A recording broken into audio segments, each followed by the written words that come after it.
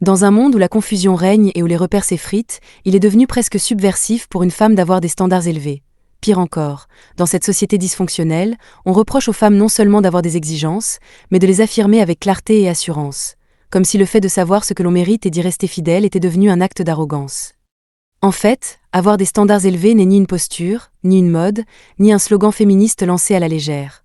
C'est un processus intérieur profond, issu d'un cheminement personnel, d'une introspection souvent douloureuse, d'une conscience de sa propre valeur.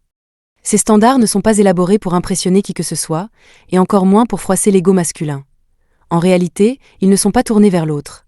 Ils sont une promesse que tu te fais à toi-même. Celle de ne plus accepter ce qui te vide, ce qui te blesse, ce qui te fait douter de ton intuition ou de ta lumière intérieure.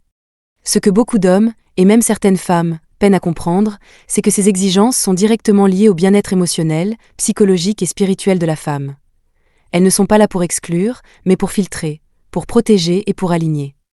Et pourtant, à une époque où la relation entre les sexes est plus troublée que jamais, ces standards deviennent des cibles.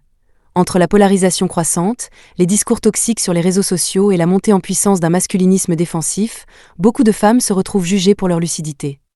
Des courants de pensée rétrogrades cherchent encore, à travers des pseudo-analyses, à faire croire que l'exigence féminine est un caprice, un obstacle à l'amour, une illusion romantique. Mais ces voix ne font souvent qu'exprimer une blessure narcissique non guérie. Celle de ne pas être regardée, celle de ne pas être à la hauteur, celle de devoir se remettre en question. Car oui, un homme émotionnellement immature, encore coincé dans des schémas de domination et d'orgueil, ne peut que critiquer ce qu'il ne comprend pas. Il préférera accuser une femme d'être trop difficile, trop exigeante ou irréaliste, plutôt que de se regarder en face. Ce réflexe est ancien. Depuis toujours, ce même type d'homme a préféré invalider les besoins de la femme plutôt que d'apprendre à les écouter. Il a préféré ridiculiser son discernement plutôt que de grandir à son contact. Mais posons la vérité. Avoir des standards, les tenir, les incarner, cela a un coût, et ce coût est parfois la solitude. Être fidèle à ses exigences relationnelles signifie souvent marcher seul un temps. Cela veut dire attendre encore un peu, même quand ton corps réclame une présence.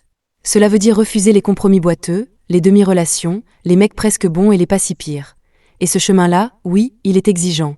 Il demande de la force intérieure, de la patience et une confiance profonde dans la vie.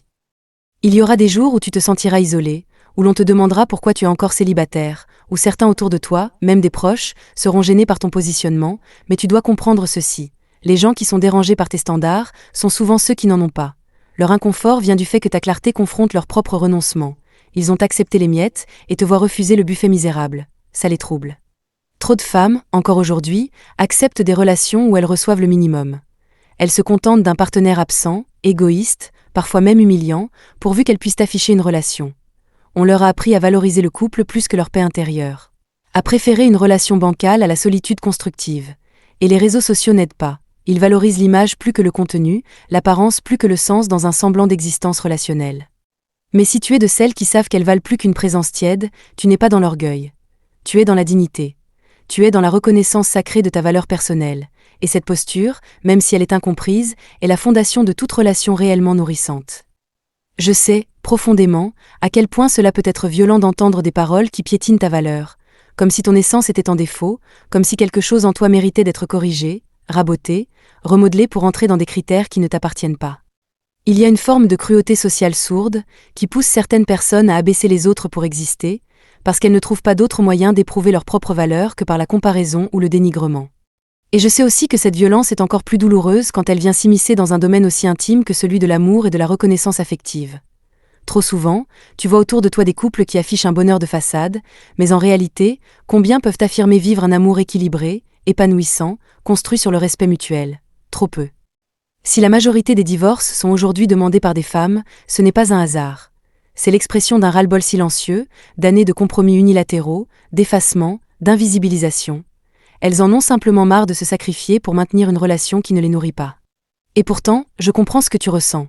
Tu regardes autour de toi, et tout semble aller vite.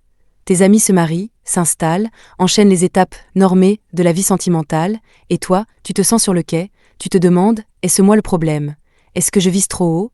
Est-ce que je devrais revoir mes critères à la baisse? Est-ce que l'amour exige de faire des concessions qui ressemblent à des renoncements? Et surtout, pourquoi un homme digne de ce nom prendrait le temps de me voir, de me respecter, de s'engager, alors qu'il peut trouver, sans effort, des gratifications immédiates ailleurs? Mais regarde bien.